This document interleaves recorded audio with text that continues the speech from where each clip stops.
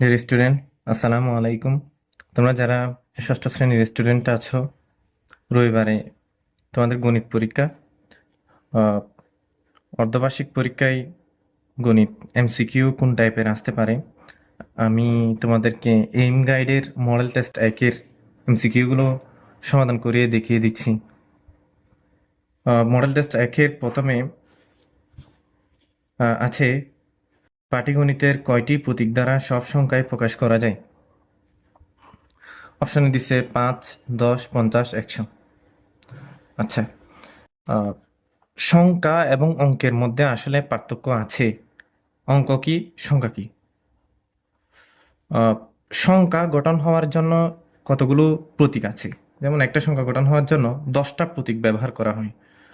সেগুলো হচ্ছে 0, 1, 2, 3, 4, 5, 6, 7, 8, 9। এই যে 0 থেকে 9, এগুলোকে বলা হয় হচ্ছে অঙ্ক প্রতীক প্রতীক বা এগুলোকে অঙ্ক বলা হয়। কারণ স- পৃথিবীতে যত সংখ্যা আছে সবই হচ্ছে 0 থেকে 9 ব্যবহার করে করা হয়। যেমন আমি যদি একটা সংখ্যা দিই, এই যে 15, আমি একটা 15 লিখলাম, এটা একটা সংখ্যা। এখানে অঙ্ক 1 এবং হচ্ছে 5 ব্যবহার করা হয়েছে।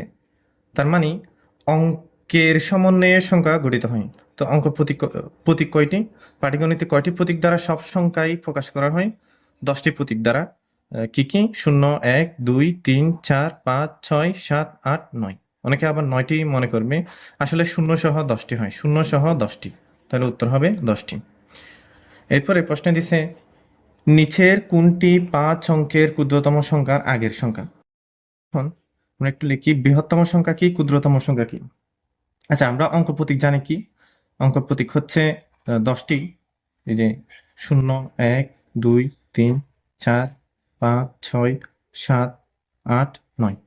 আচ্ছা, তো এই অঙ্ক প্রতীক 10টির মধ্য থেকে সবচেয়ে সবচেয়ে বড় সংখ্যা কত? 9। তাহলে আমরা বৃহত্তম সংখ্যা গঠন করব হচ্ছে বৃহত্তম সংখ্যা যদি গঠন করি, যদি বলা হয় 5 অঙ্কের বৃহত্তম সংখ্যা, তাহলে 5টা 9 হবে। আর যদি 5 অঙ্কের ক্ষুদ্রতম সংখ্যা বলা হয়, তাহলে এখানে সবচেয়ে অঙ্ক প্রতীকগুলোর মধ্যে 0 থেকে 9-এর মধ্যে সবচেয়ে ছোট কত? 0। তাহলে আমরা লিখতে পারি 5 অঙ্কের 5 অঙ্কের ক্ষুদ্রতম সংখ্যা। 5 অঙ্কের ক্ষুদ্রতম সংখ্যা হচ্ছে, ক্ষুদ্রতম মানে কি? ছোট ছোট। ক্ষুদ্রতম মানে ছোট। 5 অঙ্কের ক্ষুদ্রতম। তো এখানে এই 0 থেকে 9-এর মধ্যে সবচেয়ে ছোট সংখ্যা কত? সবচেয়ে ছোট অঙ্ক কত? সবচেয়ে ছোট অঙ্ক হচ্ছে 0। তাহলে 5 অঙ্কের ক্ষুদ্রতম, তাহলে কি হবে? 5টা 0 হবে। 5 অঙ্কের ক্ষুদ্রতম 5টা 0, 0, 1টা, 2টা, 3টা, 4টা, 5টা। তবে এখানে একটা সত্য আছে। এখানে যে 5 অঙ্কের ক্ষুদ্রতম, যে আমি যেখানে 5টা 0 দিলাম, 5টা 0 দেওয়ার ফলে এখানে কোনো মানই আসলো না। তাহলে 5 অঙ্কের ক্ষুদ্রতম সংখ্যা হবে কত? 5 অঙ্কের ক্ষুদ্রতম সংখ্যার কি কোনো মান নাই? তাহলে কোনো মান যদি আনতে হয়, আমার এই যে প্রথম সংখ্যা, যেটা প্রথম 0 যেটা আছে, এটাকে 1 বানিয়ে দিতে হবে, 1। তাহলে কি হয়ে যায়? এখন হয়ে যায় হচ্ছে 10,000। তাহলে 5 অঙ্কের ক্ষুদ্রতম সংখ্যা হয়ে হচ্ছে 10,000। তো আমরা ক্ষুদ্রতম সংখ্যা যখন লিখবো, 5 অঙ্কের ক্ষুদ্রতম সংখ্যা বললে 5টা 0 হবে। তো প্রথম শূন্যকে মান মান আনার জন্য 1 বানিয়ে দিতে হবে। যদি 6 অঙ্কের ক্ষুদ্রতম বলে, তাহলে 6টা কি হবে? 6টা 0 হবে। তবে প্রথম শূন্যকে 1 বানিয়ে দিতে হবে, প্রথম শূন্যকে 1 বানিয়ে দিতে হবে, যেহেতু শূন্যর কোনো কি নেই, ভ্যালু নেই। আমি যদি প্রথম শূন্যটাকে যদি 1 বানিয়ে দিই, তাহলে এটার স্পেসিফিক একটা মান চলে আসে। তো এখানে আমার বলছে হচ্ছে 5 অঙ্কের ক্ষুদ্রতম সংখ্যার আগের সংখ্যা। আগের সংখ্যা মানে এর আগে, এর আগের সংখ্যা কত? তাহলে আমরা আগের সংখ্যাটা কত হবে? এই যে 5 অঙ্কের ক্ষুদ্রতম সংখ্যার থেকে 1 বিয়োগ করে দিলেই, 1 বিয়োগ করে দিলে চলে আসবে। তাহলে কত হয়? এখানে যদি 1 দ্বারা নিয়ে নিই, এটা 10, 10 থেকে এটা 10 হয়ে যায়, 10 থেকে গেলে 9, এই সবগুলো 9 হয়ে যাবে, 9, এটাও 9 হয়ে যাবে, এটাও 9 হয়ে যাবে, এটা 0, 0 কোনো ভ্যালু নেই। তাহলে আমাদের উত্তর হবে হচ্ছে 9,999। 3 অঙ্ক বিশিষ্ট মৌলিক সংখ্যা নিচের কোনটি? 3 অঙ্ক বিশিষ্ট মৌলিক সংখ্যা কোনটি? আচ্ছা, মৌলিক সংখ্যা কি? মৌলিক সংখ্যা হলো যে সকল সংখ্যাকে 1 এবং ওই সংখ্যা ছাড়া, ওই সংখ্যা ছাড়া অন্য কোনো সংখ্যা দিয়ে ভাগ করা যায় না, তাদেরকে মৌলিক সংখ্যা বলে। আবারও বলছি, যে সকল সংখ্যাকে 1 এবং ওই সংখ্যা ছাড়া অন্য কোনো সংখ্যা দিয়ে ভাগ করা যায় না, তাদেরকে মৌলিক সংখ্যা বলে। আমরা এখান থেকে দেখি অপশনগুলোর দিকে তাকাই। 11 প্রথমে আছে হচ্ছে 11। 11 কেও এক এবং ওই সংখ্যা ছাড়া চেষ্টা করে দেখো। 1 এবং 11 ছাড়া, 1 এবং 11 ছাড়া, 1 এবং ওই সংখ্যা। আহ, তার মানে 1 এবং 11 ছাড়া অন্য কোনো সংখ্যা দিয়ে এখানে ভাগ যাচ্ছে কিনা। 11কে 1 এবং 11 ছাড়া অন্য কোনো সংখ্যা দিয়ে ভাগ যায় না। তবে এখানে শর্ত হচ্ছে 3 অঙ্ক বিশিষ্ট মৌলিক সংখ্যা হতে হবে। তো 11-এর মধ্যে কি 3টা অঙ্ক আছে? আছে একটা দুইটা না, এটা মৌলিক সংখ্যা। এটা 3 অঙ্ক বিশিষ্ট মৌলিক সংখ্যা নয়। আবার এরপরে বলছে হচ্ছে 122। 122 মৌলিক সংখ্যা নয়। 122 মৌলিক সংখ্যা নয়, কারণটা হচ্ছে 122কে 1 এবং 122 ছাড়াও মাঝখানে আমরা আরো অনেক সংখ্যা দিয়ে চাইলে ভাগ করতে পারবো। এরপরে 131। হ্যাঁ, 131টি কিন্তু 1 এবং 131, ওকে 131 1 এবং 131 ছাড়া অন্য কোনো সংখ্যা দিয়ে ভাগ করা যাবে না। তোমরা চাইলে চেষ্টা করে দেখতে পারো। 131কে 1 এবং 131 ছাড়া অন্য কোনো সংখ্যা দিয়ে ভাগ করা যাবে না। সে কারণে আমাদের আর এখানে অঙ্ক আছে কয়টা? একটা, দুইটা, তিনটা। তার মানে আমাদের 3 অঙ্ক বিশিষ্ট মৌলিক সংখ্যা হবে 131। আর 111 কেন হবে না? 111কে 1 এবং 111 ছাড়াও অন্য কোনো সংখ্যা দিয়ে মাঝখানে ভাগ করা যায়। 111কে 3 37 111 এটা দিয়েও ভাগ করা যায়। 3 এবং 37 দিয়ে ভাগ করা যায়। 111কে 111 হয়, আবার 337 111 হয়। সে কারণে 111 হবে না। এরপরে আসো 1 2 3 4 6 অঙ্কগুলো কোনটির গুণনীয়ক? গুণনীয়ক মানে কি? গুণনীয়ক মানে হচ্ছে ধরো এখানে 12 এর গুণনীয়ক। 12 এর গুণনীয়ক বললে তাহলে 12কে কোন কোন সংখ্যা দিয়ে ভাগ করা যায়? তো এখানে এই যে 1 2 3 4 6 অঙ্কগুলো কোন সংখ্যার গুণনীয়ক আমরা দেখি। 12কে দেখি প্রথমে। 12কে কি কি দিয়ে ভাগ করা যায়? 12কে 12কে 12 হয়, তারপরে হচ্ছে 6 দুগুণে 12 হয়, তারপরে 3 4-এ 12 হয়, আর যায় না। তাহলে আমাদের 12 এর গুণনীয়ক আমরা কি কি পাই? এই যে 1 2 3 4 6 12। 1 2 3 4 6 12। তাহলে 1 2 3 4 6 12। 1 2 3 4 6 12। আচ্ছা, আমার ওখানে প্রশ্ন তোলার ক্ষেত্রে মনে হয় 12টা বলে তুলি নাই। তো প্রশ্ন বলছে হচ্ছে 1 2 3 4 6 12 অঙ্কগুলো কোনটির গুণনীয়ক? নিঃসন্দেহে 12 এর গুণনীয়ক। অর্থাৎ 1 2 12কে 1 2 3 4 6 12 দ্বারা কি করা যায়? ভাগ করা যায়। এরপরে 48 এর গুণনীয়ক নিচের কোনটি? 48 এর গুণনীয়ক নিচের কোনটি? বা 48কে এখান থেকে কোন সংখ্যা দিয়ে ভাগ যাবে? হ্যাঁ, আমরা প্রথমে দেখতে পাচ্ছি 2। 48কে 2 দিয়ে নিঃসন্দেহে ভাগ যাবে। 24 দুগুণে 48 হয়, তাহলে 2 হবে।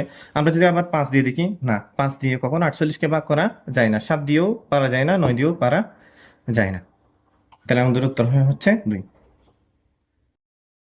নিচের তথ্যগুলো লক্ষ্য করো। 1 নম্বরে বলছে গসাগু এর পূর্ণরূপ গরিষ্ঠ সাধারণ গুণিতক।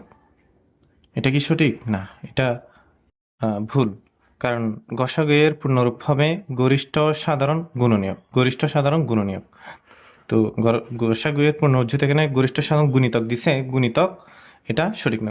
গসাগু এর পূর্ণরূপ হওয়া উচিত ছিল হচ্ছে গরিষ্ঠ সাধারণ গুণনীয়ক।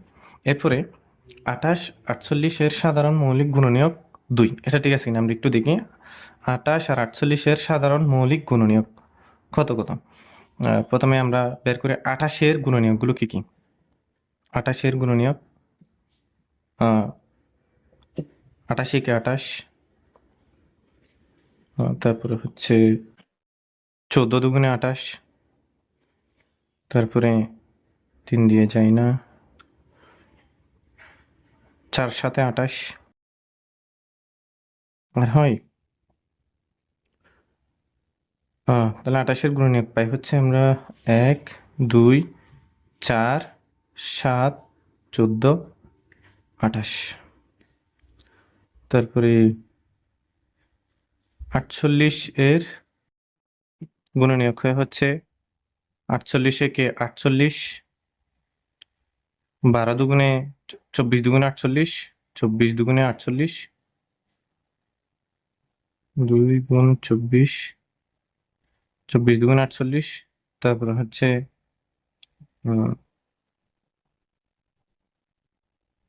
4 12 48, তারপরে 4 ছয় আটে 48, এই 48-এর গুণনীয়ক হচ্ছে 1 2 4 6, 1 2 4 6 8 12 24 48, 8 12 24 48, ঠিক আছে। তো তবে আমাদের এখানে বলছে হচ্ছে 28 48 এর সাধারণ মৌলিক গুণনীয়ক 2, মৌলিক গুণনীয়ক 2। আচ্ছা, তো এই 28 এর গুণনীয়ক আর হচ্ছে 48 এর গুণনীয়ক যা আসছে তাদের মধ্য থেকে মৌলিক গুণনীয়ক, যেহেতু মৌলিক গুণনীয়ক বলছে মৌলিক সংখ্যা, এই যে গুণনীয়কগুলোর মধ্য থেকে মৌলিক সংখ্যাগুলো আমাদেরকে চিহ্নিত করতে হবে। তো এখানে দেখা যাচ্ছে 28 এরও গুণনীয়ক 2 আছে, 48 এরও গুণনীয়ক 2 আছে। তো 2ও হচ্ছে একটা মৌলিক, এদিকে 28 এর গুণনীয়ক 2 একটা মৌলিক সংখ্যা, 48 এর গুণনীয়ক 2 তাও একটা মৌলিক সংখ্যা, মানে 2কে 1 এবং ওই সংখ্যা ছাড়া অন্য কোনো সংখ্যা দিয়ে ভাগ করা যায় না। আবার আমরা দেখতে পাচ্ছি 4 মৌলিক, 4 7 14 28, 4 6 8 12 24 48, এগুলো মৌলিক সংখ্যা হয় না, এগুলো যৌগিক সংখ্যা। তবে এখানে 7 7 মৌলিক সংখ্যা হয়, তবে 7 কিন্তু 48-এ নাই, বা 7 48-এর সাধারণ গুণনীয়ক নয়। তাহলে আমাদের উত্তর হবে হচ্ছে 2। 28 48 এর সাধারণ মৌলিক গুণনীয়ক 2, এটা ঠিক আছে। তারপরে বলছে দুইটি সংখ্যার গুণফল সংখ্যাদ্বয়ের গসাগু আর হচ্ছে সংখ্যাদ্বয়ের লসাগু, এটাও ঠিক আছে। তাহলে আমাদের অপশন উত্তর হবে হচ্ছে 2 ও 3, ক। এরপরে বলছে নিচের তত্ত্বের আলোকে 7 ও 8 নং প্রশ্নের সমাধান দাও। একটি বিদ্যালয়ে 360 জন ছাত্র ও 270 জন ছাত্রী আছে। কোনো একদিন 600 জন ছাত্রছাত্রী উপস্থিত ছিল। প্রথমে বলছে বিদ্যালয়ের ছাত্রী ও ছাত্র সংখ্যার অনুপাত কোনটি? ছাত্রী ও ছাত্র সংখ্যার অনুপাত কোনটি? আচ্ছা, ছাত্রী আছে কয়জন? 270 জন। তাহলে আমাদের বলছে ছাত্রী ও ছাত্রের সংখ্যার অনুপাত, ছাত্রী অনুপাত ছাত্র। আচ্ছা, ছাত্রী আছে কয়জন? 270 অনুপাত ছাত্র আছে কয়জন? 360 জন, ঠিক আছে। তো এরপরে তাহলে আমাদের আসে হচ্ছে ছাত্রী এবং ছাত্রের অনুপাত হয় 270 অনুপাত 360। তবে এখানে এটা এই দুটোটা যেহেতু বড় সংখ্যা, এগুলোকে কাটাকাটি যায় কিনা? হ্যাঁ, অবশ্যই 270 এবং 360-কে কাটা যাবে। দুইটার শেষে শূন্য আছে, আমরা শূন্য শূন্য কেটে দিই। তারপরে 27 এবং 36-কে দুটাকে 9 দিয়ে কাটা যাবে। 27-কে যদি 9 দিয়ে ভাগ করো তাহলে হবে হচ্ছে 3 নং 27, 3 নং 27। তারপরে হচ্ছে অনুপাত দিই, তার 36-কে 9 দিয়ে ভাগ করলে হয় হচ্ছে 4 নং 36। উভয়টাকে 27 ও 36-কে কত দিয়ে ভাগ করছে? যে 9 দ্বারা ভাগ করে। তাহলে ছাত্রী ও ছাত্রের অনুপাত হবে হচ্ছে 3 অনুপাত 4। কিভাবে করলাম? ছাত্রীর সংখ্যাটা বসালাম, অনুপাত দিলাম, ছাত্রীর সংখ্যাটাও বসালাম, তারপর কাটাকাটি করলাম, ব্যাস শেষ।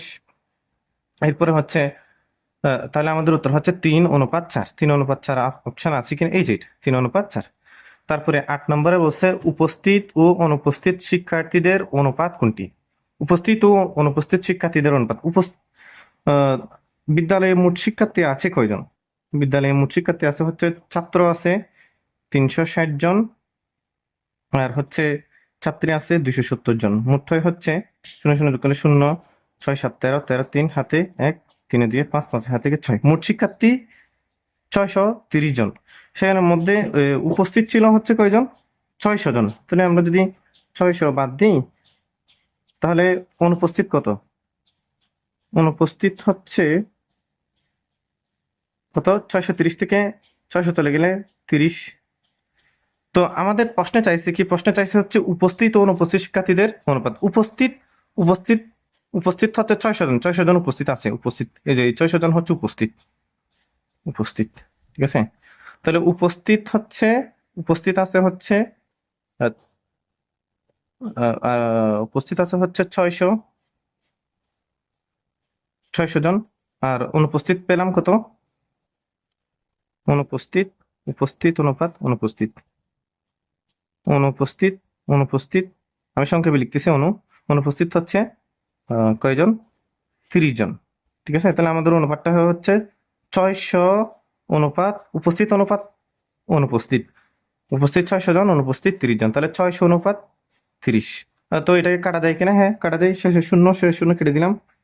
তো এই শূন্য কাটা যায় না, কারণটা হচ্ছে এদিকে শেষে কোনো শূন্য নেই। 3 আর 60কে কাটা যায় না, হ্যাঁ যায়। 3 কে 3 হয়, আমি নিচে বসাচ্ছি, 3 কে 3 হয়। আবার 60কে যদি 60কে 3 দিয়ে কাটলে কত হয়? 3 20-এ 60, 20 অনুপাত 1। উপস্থিত ও অনুপস্থিত শিক্ষার্থীদের অনুপাত হচ্ছে 20 অনুপাত 1, 20 অনুপাত। এরপরে বলা হয়েছে 9 অনুপাত 16 অনুপাতটিকে ব্যস্তানুপাতে প্রকাশ করো। ব্যস্তানুপাতে কিভাবে প্রকাশ করা যায়? আছে 9 অনুপাত 16। ব্যস্তানুপাত মানে হচ্ছে বিপরীত অনুপাত, অর্থাৎ অনুপাতের যদি পজিশন চেঞ্জ করে দেওয়া হয় তাহলে এটা ব্যস্ত অনুপাতে রূপান্তর হয়ে যায়। আমি যদি এই যে 16কে যদি ডান থেকে বামে নিয়ে আসি এবং 9কে যদি বাম থেকে ডানে নিয়ে যাই, তাহলে ব্যস্তানুপাতে প্রকাশ হয়ে যায়। তাহলে এখানে 9 অনুপাত 16 এর ব্যস্ত অনুপাত হবে হচ্ছে 16 অনুপাত 9। এক কথায় বিপরীত। ব্যস্ত অনুপাত মানে হচ্ছে কি? বিপরীত অনুপাত। তারপরে 3 অনুপাত 4কে শতকরায় প্রকাশ করলে কত হয়? 3 অনুপাত 4কে শতকরায়, শতকরা মানে কি? 100। 3 অনুপাত 4 যদি 3 অনুপাত মানে কি? ভাগ। অনুপাত তুলে উঠে দিয়ে কি বসাবো আমরা? ভাগ বসাবো। অনুপাত মানে হচ্ছে ভাগ, আর 4। তো 3 অনুপাত 4কে কিসে প্রকাশ করতে বলছে? শতকরায়। তাহলে শতকরা মানে কি? 100। তাহলে কত দিয়ে গুণ করতে হবে? 100 দিয়ে গুণ করতে হবে। তো 100কে 4 দিয়ে ভাগ যাই, 4 25 100। তাহলে আমাদের এখানে আছে কত? 3 গুণ 25, 3 গুণ 25, 3 25 কত হয়? 75। তাহলে 3 অনুপাত 4কে শতকরা প্রকাশ করলে কত হয়? 75%। এরপরে 7 টাকা 35 টাকার শতকরা কত? 7 টাকা 35 টাকা, তাহলে 7 ভাগ 35। 7 টাকা 35 টাকার শতকরা কত? শতকরা মানে কি? 100। তাহলে কত দিয়ে গুণ করতে হবে? 100 দিয়ে গুণ করতে হবে। তো দেখি এখানে কাটা যায় কিনা। 35কে 7 দিয়ে ভাগ যায়, 5 7-এ 35, কত হবে? 35কে 7 দিয়ে ভাগ করলে 5 আসে। আবার 5 দিয়ে 100কে ভাগ করলে কত হয়? 5 20-এ 100। তো 7 টাকা 35 টাকা শতকরা কত হবে তাহলে? উত্তর হবে এই যে 20%। এরপরে বলছে ব্যয়, ক্ষতি ও হ্রাস বলতে পরিমাণে কি বোঝায়? ব্যয়, ক্ষতি ও হ্রাস বলতে পরিমাণে কি বোঝায়? ব্যয় মানে খরচ হওয়া, ক্ষতি মানে ক্ষতি, হ্রাস মানে কমে যাওয়া। এক কথায় ব্যয়, ক্ষতি, হ্রাস বলতে কমে যাওয়াকে বোঝায়। তারপরে নিচের কোনটি দ্বারা 3টি ক্রমিক স্বাভাবিক সংখ্যা নির্দেশ করে? ক্রমিক স্বাভাবিক সংখ্যা মানে হচ্ছে সিরিয়ালি, একের পর এক সিরিয়ালি কোনো সংখ্যা গেলে তাকে ক্রমিক সংখ্যা বলা হয়। তো আমরা দেখতে পাচ্ছি কিনা 4, 4-এর পরে 5, 6, এখানের মধ্যে সিরিয়াল মেনটেন করা হয়েছে। দ্যাট মিনস 4, 5, 6 3টি ক্রমিক স্বাভাবিক সংখ্যা নির্দেশ করে। তারপরে এরপরে 30 plus minus 23 plus minus 63 plus plus 55, এটার মান কত বের করতে বলছি? দেখি আমরা রাফ করি। 30 তা হচ্ছে প্লাসে মাইনাসে কি হয়? প্লাসে মাইনাসে মাইনাস 23, আবার প্লাসে মাইনাসে মাইনাস 63, আবার প্লাসে প্লাসে প্লাস 55। আবার বলছি এখানে প্লাসে মাইনাসে কি হয়েছে? মাইনাস হয়েছে, আবার প্লাসে মাইনাসে মাইনাস হয়েছে, তারপরে এখানে আবার প্লাসে প্লাসে প্লাস হয়েছে। কি করব? এখন আমরা খুঁজে বের করব এখানে ব্র্যাকেট উঠাই দেওয়ার পরে এখানে কোন সংখ্যা কোন সংখ্যা ধনাত্মক আছে বা কোন সংখ্যার আগে প্লাস আছে। 30-30-এর আগে কিছু নয় মানে কি? প্লাস আছে। আবার এখানে 55 55-এর আগে কিছু নয়, 55-এর আগে কি আছে? প্লাস আছে। তাহলে এই দুইটা ধনাত্মক সংখ্যা, আমাদের ধনাত্মক সংখ্যা বা যুগের কাজ আয় করতে হবে। কিসের কাজ আয় করতে হবে? যুগের কাজ আয় করতে। যুগের কাজ আয় করে ফেললে তাহলে আমাদের অঙ্কটা করতে আরো সুবিধা হয়ে যাবে। 30-এর সাথে 55 যোগ করলে কত হয়? হয় 85। তারপরে এই যেখানে -23 এবং হচ্ছে -63, এই দুইটা হচ্ছে ঋণাত্মক সংখ্যা। এই দুইটার আগে কি চিহ্ন আছে? মাইনাস চিহ্ন আছে। তো এই দুইটা হচ্ছে ঋণাত্মক সংখ্যা। ধনাত্মক সংখ্যা ধনাত্মক সংখ্যা যেভাবে যোগ করলাম, ঋণাত্মক সংখ্যা ঋণাত্মক সংখ্যাও কি হয়? যোগ হয়। ধনাত্মক সংখ্যা ধনাত্মক সংখ্যা যেভাবে যোগ হয়, ঋণাত্মক সংখ্যা ঋণাত্মক সংখ্যাও যোগ হয়। তবে ঋণাত্মক সংখ্যা ঋণাত্মক সংখ্যা যোগ হইলে ঋণাত্মক চিহ্ন দিতে হবে, মাইনাস চিহ্ন দিতে হবে। 23-এর সাথে 63 যোগ করলে কত হয়? 3 3 যোগ করলে 6 হয়। 2 আর 6 যোগ করলে 8 হয়। তো দুইটাই যেহেতু ঋণাত্মক সংখ্যা, ঋণাত্মক সংখ্যা ঋণাত্মক সংখ্যা যোগ হয়ে ঋণাত্মক সংখ্যায় আসবে। তো 85 বিয়োগ 85 থেকে যদি 86 যায়, তো এখানে দেখো 85 থেকে 86 কি বিয়োগ যায়? যায় না। তাহলে আমাদের বাধ্য হয়ে বিয়োগ দিতে হবে হচ্ছে 86 থেকে 85 গেলে কত? 86 থেকে 85 গেলে হয় 1। তো এখন 86 এটা একটা কি সংখ্যা? 86 এটা একটা ঋণাত্মক সংখ্যা, বা 86-এর আগে একটা মাইনাস চিহ্ন আছে, তাহলে আমাদের বিয়োগফলেও একটা কি দিতে হবে? মাইনাস চিহ্ন দিতে হবে। এক কথা হচ্ছে যদি প্লাসেরটা থেকে বিয়োগ যেত তাহলে প্লাস চিহ্ন দিতে হতো, মাইনাসেরটা থেকে বিয়োগ গেছে বিদায় মাইনাস চিহ্ন দিতে হয়েছে। তো আমাদের -1 কোন অপশনে আছে? হতে আছে।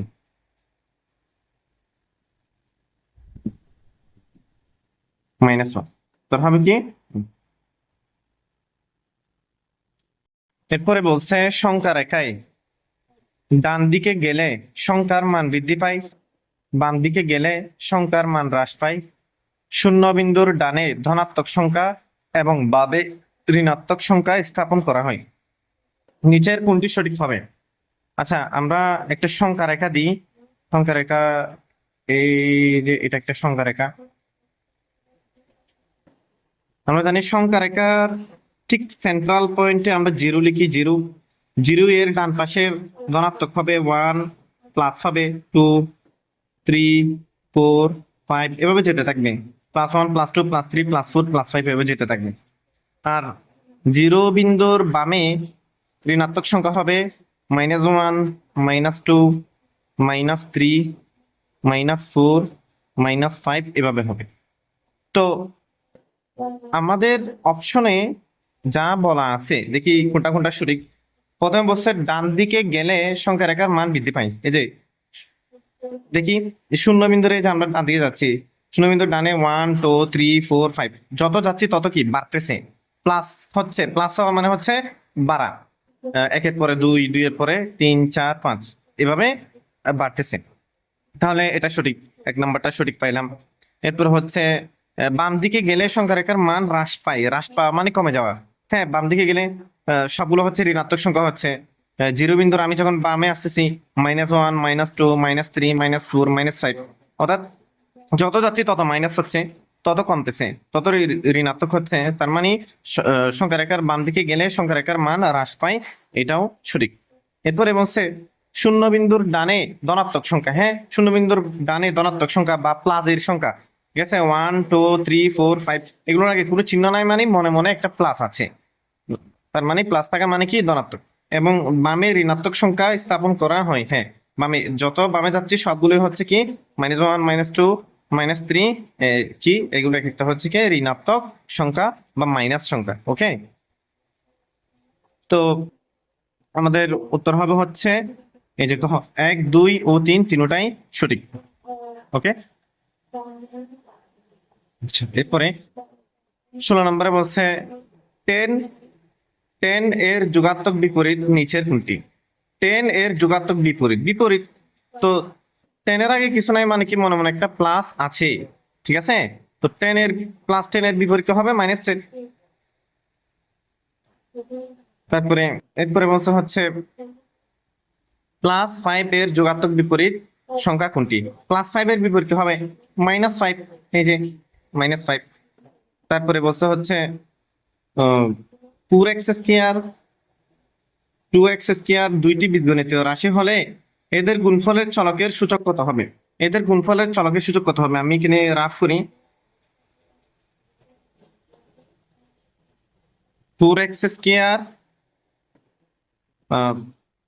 4x² 2x² দুইটি বীজগণিতীয় রাশি হলে এদের গুণফলের চলকের সূচক, তাহলে দুইটা আমরা গুণ করি, 4x² গুণ 2x²। ওকে, তো বীজগণিতের রাশির গুণফল নির্ণয়ের নিয়ম কি? আগে সহগ সহগ গুণ করে ফেলতে হয়, 4 আর 4। অর্থাৎ আর যদি সহজ ভাষায় বলি, সংখ্যা সংখ্যা গুণ করে ফেলতে হয়। 4-এর সাথে 2 গুণ করলে কত হয়? 4 2 8। তারপরে চলক চলক গুণ করতে হয়, এক্স স্কয়ার, এই যে এক্স ওয়াই জেড এগুলো হচ্ছে চলক। আমরা যে এবিসিডির ছোট হাতের এবিসিডির A B C D X Y Z এগুলো এক একটা চলক। তো অক্ষর প্রতীককে চলক বলে। এক্স এক্স স্কয়ার আর হচ্ছে এক্স স্কয়ার যদি গুণ করি, তাহলে চলক দুইটাই হচ্ছে এক্স, কমন নিলাম। তো আমরা জানি চলক একই থাকলে এক্স এক্স মিল আছে, পাওয়ার কি হয়? গুণ হয়। গুণের ক্ষেত্রে পাওয়ার কি হয়? যোগ হয়। চলক একই থাকলে গুণের ক্ষেত্রে পাওয়ার যোগ হয়, আর চলক একই থাকলে যদি ভাগ থাকতো, এখানে যদি ভাগ থাকতো পাওয়ার কি হতো? বিয়োগ হতো। এই যে আমরা চলকের এই যে উপরে কোণায় যেটা থাকে, এটা হচ্ছে পাওয়ার। তাহলে 2 এর সাথে 2 যোগ করলে কত হবে? 4। নিয়মটা কি? চলক একই থাকলে গুণের ক্ষেত্রে পাওয়ার যোগ হয়। তো আমাদের উত্তরটা আসছে হচ্ছে 8x⁴। আমাদের বলছে 4x², 2x² দুইটি বীজগণিতের রাশি হলে এদের গুণফলের চলকের সূচক কত? চলকের সূচক কত? সূচক মানে কি? পাওয়ার। তো এই যে গুণফল বের করছি 8x⁴, এই গুণফলের মধ্যে চলক কত? x। এই x এর সূচক বা পাওয়ার কত আছে? 4। x এর সূচক বা পাওয়ার কত আছে? 4। তার মানে আমাদের উত্তর হবে হচ্ছে 4x², 2x², দুটি বীজগণিতের রাশি হলে গুণফলের চলকের সূচক হবে হচ্ছে 4। বাট আমাদের অপশন এখানে 4 নাই। কোনো একটা 4 হবে, ভুলক্রমে হয়তো বা দেওয়া হয়নি। আমি ঘ নম্বরটা 4 ধরে নিলাম। তোমরা এরপরে এরপরে বলছে a square plus 2ab plus b square রাশিতে কয়টি পদ আছে? পদ কিভাবে চিহ্নিত করে? প্লাস মাইনাস দিকে, এই যে প্লাস এবং প্লাস, প্লাস মাইনাস দিকে, এখানে মাইনাস নেই অবশ্য।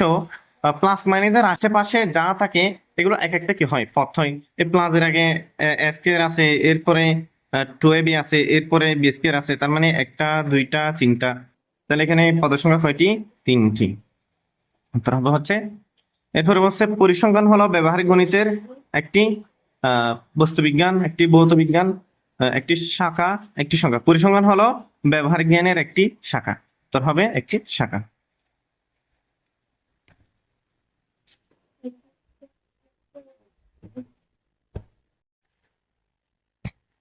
পঁচানব্বই, 32, সরি এটা 62 হবে, 62। 95, 62, 87, 59, 32, 44, 90, 86, 50, 35। সংখ্যাগুলোর গড় কত? আচ্ছা, গড় কিভাবে লিখে?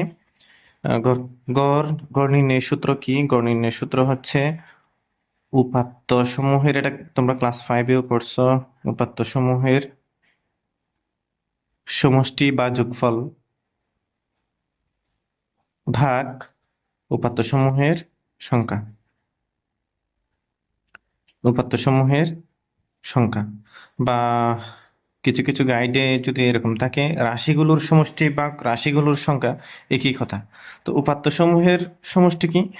এই যে এখানে যে উপাত্তগুলো আছে বা যে সংখ্যাগুলো আছে সবগুলো যোগ করে দিয়ে যে মান আসবে সেটা। তো উপাত্ত সমূহের তাহলে আমরা এখানে এই যে তাহলে কি হয়? 95 যোগ 62 যোগ 87 যোগ 59 যোগ 32 যোগ 44 যোগ 90 যোগ 86 যোগ 50 যোগ 35। হ্যাঁ, এই উপাত্ত সবগুলো যোগ করে একটা মান পাবে। এখানে যোগফল যেটা আসবে সেটাকে কত দিয়ে ভাগ করতে? এখানে উপাত্ত কয়টা আছে? 1টা 2টা 3টা 4টা 5টা 6টা 7টা 8টা 9টা 10টা, 10 দিয়ে ভাগ করতে হবে। তাহলে সবগুলো যোগ করে যদি 10 দিয়ে ভাগ করো, তাহলে আমি সময় স্বল্পতার কারণে সবগুলো যোগ করে আবার 10 দিয়ে ভাগ দিচ্ছি না, আমি উত্তরটা বসিয়ে দিচ্ছি। উত্তর আসবে হচ্ছে 64। ঠিক আছে? বের করার নিয়মটা কি? উপাত্ত সমূহের সমষ্টি মানে সবগুলো উপাত্ত যোগ করে দিবে, এবং এখানে উপাত্তের সংখ্যা কয়টা আছে মানে মোট উপাত্ত কয়টা আছে তত দিয়ে ভাগ করতে হবে। এখানে 10টা উপাত্ত আছে, সে কারণে 10 দিয়ে ভাগ করতে হবে। ভাগ করলে তোমরা 64 পাবে। এটা একটু নিজেরা করবে, শুধু ওই যে যোগফল বের করে 10 দিয়ে ভাগ করাটা বের কর। এরপরে 85, 80, 90, 95, 87, 95, 90, 95, 100। সংখ্যাগুলোর প্রচুরক কত? প্রচুরক মানে কি? যে সংখ্যাটা সর্বাধিক বার বা সবচেয়ে বেশি বার আছে সেটাই হচ্ছে প্রচুরক। আমরা যদি কতগুলোর দিকে তাকাই তাহলে এখানে 85 আছে একবার, 80 আছে তাও একবার, 90 আছে একবার, দুইবার 90 আছে, আবার 87 আছে হচ্ছে একবার, 95 আছে একবার, দুইবার, তিনবার, 100 আছে একবার। সবচেয়ে বেশি বার দেখতে পাচ্ছি 95, একবার, দুইবার, তিনবারের চেয়ে বেশি নাই। 95 হচ্ছে সর্বাধিকবার আছে, তিনবার আছে। অর্থাৎ অন্যান্য সংখ্যার চেয়ে সবচেয়ে বেশি বার 95 আছে। তাই এখানে আমাদের প্রচুরক হবে হচ্ছে 95। প্রচুরক হচ্ছে কি, যে সংখ্যাটা সবচেয়ে বেশি বার আছে বা সর্বাধিকবার আছে সেটাই হচ্ছে প্রচুরক। এরপরে বলছে 5x plus 3y plus Z রাশিটিতে x এর সহগ 5। আচ্ছা, x এর সহগ 5 এটা ঠিক আছে কিনা? হ্যাঁ, সহগ হচ্ছে চলকের আগে যে সংখ্যাটা থাকে সেটা হচ্ছে সহগ। এই যে x হচ্ছে চলক, এই x চলকের আগে 5 আছে, তো x এর সহগ 5 এটা ঠিক আছে, এটা ঠিক আছে। এরপর এটা ঠিক আছে কিনা দেখি। x y z এর সহগের সমষ্টি বা যোগফল হচ্ছে 9।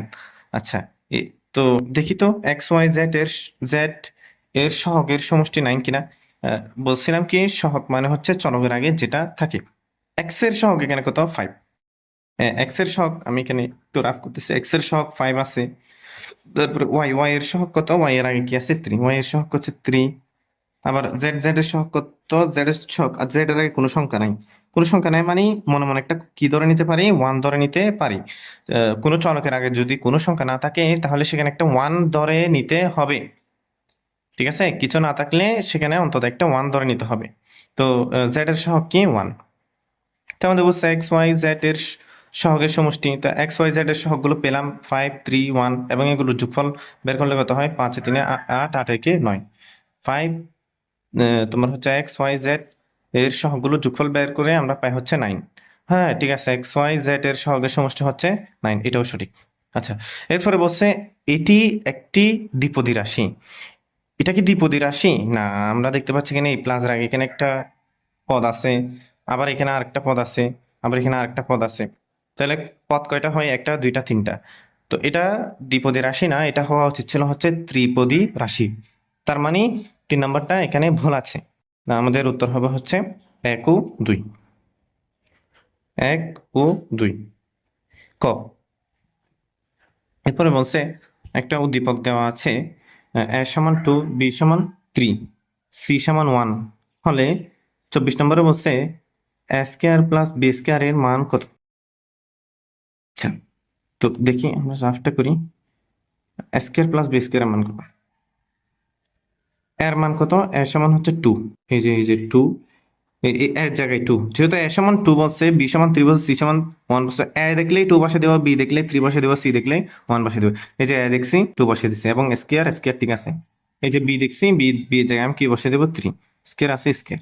2 স্কয়ার এর মান কত হয়? 2 স্কয়ার মানে হচ্ছে, স্কয়ার মানে কি? স্কয়ার এই যে এখানে পাওয়ার 2 আছে মানে হচ্ছে এই 2টা 2 বার গুণ, 2 ইন্টু 2 প্লাস 3 স্কয়ার মানে কি? এই যে 3টা 2 বার গুণ, 3 ইন্টু 3। স্কয়ার মানে কি? কোনো সংখ্যার ডাবল গুণ হওয়া, ওই সংখ্যা দুইবার গুণ হওয়া, ওই সংখ্যা দুইবার গুণ হওয়া। 2 স্কয়ার মানে হচ্ছে 2 ইন্টু 2। 3 স্কয়ার মানে হচ্ছে 3 ইন্টু 3। আচ্ছা, আমি যদি আবার 5 স্কয়ার দিই, ধরো 5 স্কয়ার, 5 স্কয়ার মানে হচ্ছে কি 5 ইন্টু 5, মানে দুইটা 5 এর গুণফল।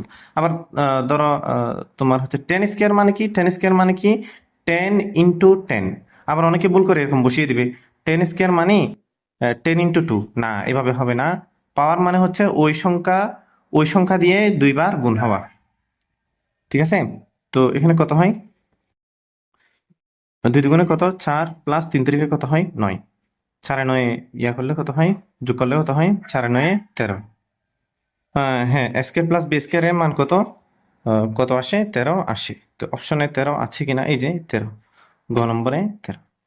এরপরে বলছে হচ্ছে square minus 2ac plus C square এর মান কত?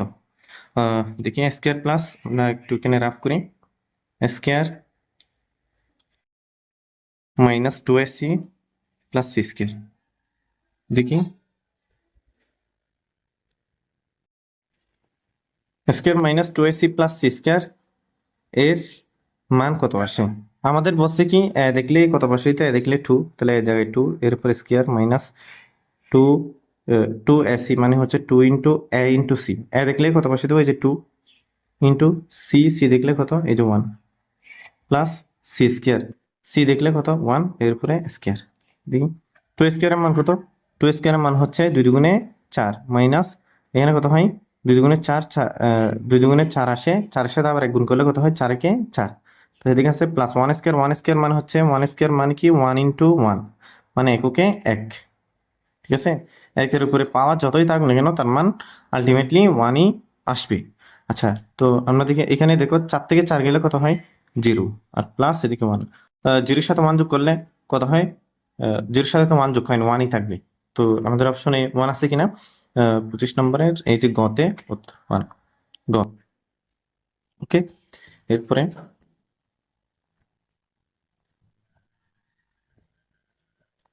এরপরে বলছে আহ যার যার দৈর্ঘ্য প্রস্থ ও ভেদ বা উচ্চতা আছে তাকে কি বলে? তাকে ঘনবস্তু বলে। যার দৈর্ঘ্য প্রস্থ ও ভেদ বা উচ্চতা আছে তাকে ঘনবস্তু বলে। যেমন এটা একটা ঘনবস্তু, এটা এটা এটার কি আছে, এই যে দৈর্ঘ্য আছে, আবার এদিকে কি আছে, উচ্চতা আছে, সরি, এদিকে দৈর্ঘ্য আছে, আবার এদিকে প্রস্থ আছে, এদিকে এই লম্বা পার্টটা হচ্ছে দৈর্ঘ্য, এই যে তারপর হচ্ছে এদিকে ছোট পার্ট, ছোট অংশটা এতটুকু, এটা হচ্ছে প্রস্থ। তারপরে এটা এই উঁচুতে কতটুকু, এটা উঁচুতে কতটুকু, এতটুকু, এতটুকু, এই যে এইটুক, এটা উচ্চতা, মানে এটা মোটাই কতটুকু বা উচ্চতায় কতটুকু। তাহলে এই বস্তুটার দৈর্ঘ্য প্রস্থ উচ্চতা আছে, তার মানে এটাও একটা কি ঘনবস্তু। যে বস্তুর দৈর্ঘ্য প্রস্থ উচ্চতা আছে সেটা কি হয়, ঘনবস্তু হয়। তারপরে বলছে 82 ডিগ্রি এর পূরক কোণ কত? আচ্ছা, পূরক কোণ কি আমাদের বুঝতে হবে। পূরক কোণ মানে হচ্ছে দুটি কোণের পরিমাপ যদি 90 ডিগ্রি হয়, দুটি কোণের পরিমাপ যদি 90 ডিগ্রি হয়, তাহলে তাদেরকে একে অপরের পূরক কোণ বলা হয়। আমি এখানে একটা 90 ডিগ্রি কোণ আঁকলাম, ঠিক আছে, আমি এটা এখানে একটা 90 ডিগ্রি কোণ আঁকলাম, 90 ডিগ্রি কোণ আঁকলাম। তো এটাকে আমি আরেকটা কোণ দিয়ে, আরেকটা রেখা এঁকে দুই কোণে বিভক্ত করলাম। এই যে আমি এবার আবার বিভক্ত করি, এখানে হয় 8 ডিগ্রি, এখানে 82 ডিগ্রি, ঠিক আছে। দুইটা কোণ মিলে এখানে 8, এখানে 82, দুইটা কোণ মিলে টোটাল এখানে কত হয়, 90 ডিগ্রি হয়। দুইটা কোণের পরিমাপ যদি 90 ডিগ্রি হয় তাহলে একটাকে আরেকটার পূরক কোণ বলা হয়। তাহলে এখানে 8 ডিগ্রির পূরক কোণ 82 ডিগ্রি, একইভাবে আমরা বলতে পারি 82 ডিগ্রির পূরক কোণ হচ্ছে 8 ডিগ্রি। তো পূরক কোণ যদি তোমাদের প্রশ্ন আসে, এই টাইপের যদি প্রশ্ন আসে 82 ডিগ্রি এর পূরক কোণ কত, জাস্ট তোমাদের এবার চিত্র রাখতে হবে না। আমরা জানি পূরক দুইটা পূরক কোণের মান কত, 90 ডিগ্রি, ঠিক আছে। 90 থেকে 82 বাদ দাও, 82, হ্যাঁ, 90 থেকে 82 গেলে কত হয়, 8 ডিগ্রি। ওকে, ঠিক আছে। কিভাবে মনে করো, তোমাদের বলতে পারে 50 ডিগ্রি কোণের তোমার পূরক কোণ কত, তাহলে 50 ডিগ্রি কোণের পূরক কোণ কত কিভাবে বের করবে, 90 থেকে 50 বাদ দিবে, 90 থেকে 50 বাদ দিয়ে তাহলে 40 ডিগ্রি হয়। এভাবে 82 ডিগ্রি এর পূরক কোণ কত, যত ডিগ্রির পূরক কোণ বলবে তত বাদ যাবে, কত থেকে বাদ যাবে, 90 থেকে বাদ যাবে। তাহলে 90 থেকে 82 গেলে কত হয়, 8, 8 ডিগ্রি। 82 ডিগ্রি এর পূরক কোণ হবে 90 ডিগ্রি। এরপরে বলছে এ বি ও সিডি পরস্পর সমান্তরাল বোঝাতে সংক্ষেপে নিচের কোনটি দ্বারা লেখা হয়? আচ্ছা, এ বি ও সিডি সমান্তরাল বোঝা, অনেকে সমান্তরাল এবং সমানের মধ্যে পার্থক্য বোঝে না। সমান্তরাল মানে আসলে সমান নয়। সমান্তরাল মানে হচ্ছে, আমি যদি সমান্তরাল জিনিসটা বোঝাই, ধরো এটা একটা রেখা, এই এই রেখাটা যে পথ দিয়ে যাচ্ছে সেম একই রেখা আরেকটা ঠিক তার নিচে বরাবর যাচ্ছে, ঠিক আছে। দুটো রেখায় হচ্ছে একই একই পথ দিয়ে যাচ্ছে, হ্যাঁ, বা এখানে দেখো এটা পূর্ব থেকে পশ্চিমে যাচ্ছে, এটাও পূর্ব থেকে পশ্চিমে যাচ্ছে, ঠিক আছে, একই পথ দিয়ে যাচ্ছে। বাট এখানে দেখো এই রেখাটা ধরো 2 সেন্টিমিটার, বাট এই রেখাটা হচ্ছে 3 সেন্টিমিটার। তো এই রেখা আর এই রেখা কি সমান? সমান নয়, তবে সমান্তরাল। কেন? দুটো রেখা হচ্ছে একই পথ দিয়ে যাচ্ছে, তাহলে সমান এবং সমান্তরালের মধ্যে পার্থক্য আছে। সমান্তরাল হওয়ার জন্য সমান হওয়ার কোনো প্রয়োজন নাই। আর সমান্তরালের চিহ্নটা হচ্ছে এরকম, আমার ধরো এটা হচ্ছে এ বি রেখা, আর এটা হচ্ছে CD Rekha. A B O CD পরস্পর সমান্তরাল বোঝাতে কিভাবে লেখা হয়? এই যে এ বি, এই যে সমান্তরাল সিডি, এভাবে লেখা হয়। সমান্তরাল রেখাটা হচ্ছে এমন, এই যেভাবে, এরকম। ঠিক আছে, তাহলে আমাদের উত্তর কোনটা হবে? এ, এই যে গ, এ বি সমান্তরাল সিডি। কেউ ভুলে সমান দিয়ে দিবে না, কারণ সমান এবং সমান্তরাল একই জিনিস নয়। ঠিক আছে, তারপরে বলছে 29 নম্বরে বলছে ত্রিভুজের তিনটি কোণ সমান হলে ত্রিভুজটি কোন ধরনের? ত্রিভুজের তিনটা কোণ সমান হলে ত্রিভুজটি কোন ধরনের কোণ? দেখো, উত্তর হবে সমবাহু ত্রিভুজ। ত্রিভুজের তিনটি কোণ সমান হলে ত্রিভুজটি কোন ধরনের? উত্তর হবে হচ্ছে সমবাহু ত্রিভুজ। অনেকে বলবে সমকোণী ত্রিভুজ। তিনটা কোণ সমান হলে না, তিনটা কোণ সমান হলে সমকোণী ত্রিভুজ নয়। অনেকে সমকোণী ত্রিভুজের কনসেপ্টটা বুঝে না। সমকোণী ত্রিভুজ এবং সমবাহু ত্রিভুজের মধ্যে পার্থক্য বুঝে না। সমকোণী ত্রিভুজ মানে হচ্ছে একটা ত্রিভুজের কোনো একটা কোণের পরিমাপ যদি 90 ডিগ্রি হয়, তাকে সমকোণী ত্রিভুজ বলে। আমি এখানে একটা ত্রিভুজ আঁকলাম, এই যে স্ট্রেট রেখা বা সোজা রেখা, সোজা রেখার পয়েন্টে আসলে 90 ডিগ্রিটা হয়। এখানে দেখো, এই রেখা, এ রেখা, এ রেখা, তিনটা রেখার মধ্যে কোনো রেখার মধ্যে বা কোনো বাহুর মধ্যে কি নাই? সমতা নাই, পরিমাপের সমতা নাই। তবে এখানে 90 ডিগ্রি উৎপন্ন হয়। ঠিক আছে, এটা সমকোণী ত্রিভুজ। সমকোণী ত্রিভুজ হওয়ার জন্য বাহু তিনটা সমান হওয়ার বা কোণ তিনটা, এখানে কোণ তিনটাও কিন্তু সমান নয়। তিনটা কোণ সমান হওয়া বা বাহু সমান হওয়ার প্রয়োজন নাই। সমকোণী ত্রিভুজ মানে একটা ত্রিভুজের মধ্যে কোনো একটা কোণ যদি 90 ডিগ্রি হয়, সেটা সমকোণী ত্রিভুজ। কিন্তু সমবাহু ত্রিভুজ মানে হচ্ছে, ধরো আমি এখানে একটা ত্রিভুজ আঁকলাম,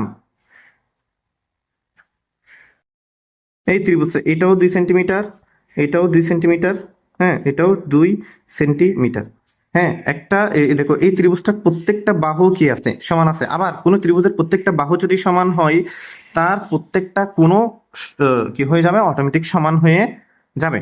ঠিক আছে, তো এ- এখানে যদি একটা ত্রিভুজের তিনটা কোণের সমষ্টি হচ্ছে 180 ডিগ্রি।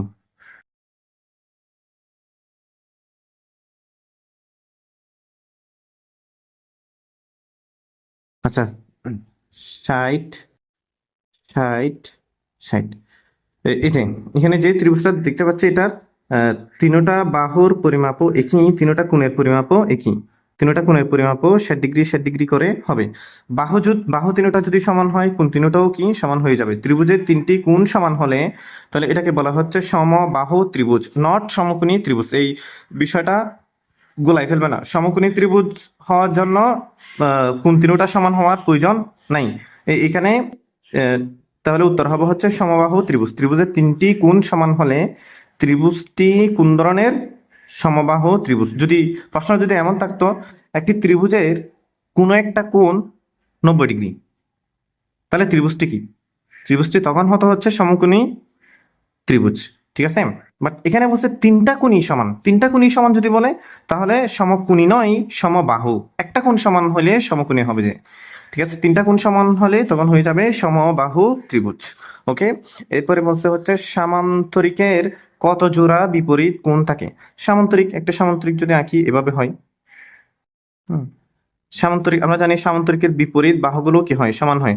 এই যে এই বাহু এবং এই বাহু সমান, আবার এদের বিপরীত বাহু, এই বাহু আর এই বাহু সমান। এই যে এক জোড়া, এই যে এক জোড়া, দুই জোড়া বিপরীত বাহু সমান। ঠিক একইভাবে দুই জোড়া বিপরীত কোণ সমান হয়। এই যে এ, এই জোড়া এবং হচ্ছে এই জোড়া। ঠিক আছে, তাহলে সামান্তরিকের কত জোড়া বিপরীত কোণ সমান? বিপরীত কোণ থাকে। সামান্তরিকের দুই জোড়া বিপরীত কোণ থাকে, দুই জোড়া বিপরীত কোণ থাকে। দুই জোড়া বিপরীত বাহু যেমন থাকে, ঠিক একইভাবে দুই জোড়া বিপরীত কোণ থাকে। তোমাদের প্রশ্নগুলো আসলে অর্ধবার্ষিকে এই টাইপের আসবে। Thank you so much. আসসালামু আলাইকুম।